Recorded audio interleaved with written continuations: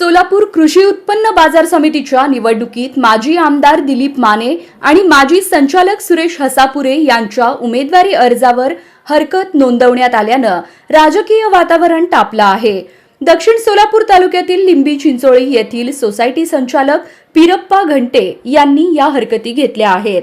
आज सकाळी 11:30 वाजता बाजार समितीच्या शिवदारे सभागृहात निवडणूक निर्णय अधिकारी तथा जिल्हा उपनिबंधक किरण गायकवाड यांच्या उपस्थितीत उमेदवारी अर्जांची छाननी सुरू झाली। यावेळी गायकवाड यांनी उमेदवारांना सूचना दिल्या की एका उमेदवाराने दुसऱ्या उमेदवारावर हरकत घ्यायची असल्यास ती लेखी स्वरूपात 2 प्रतींमध्ये सादर करावी। छाननी प्रक्रियेदरम्यान सोसायटी मतदारसंघातील अर्जांची तपासणी सुरू झाली।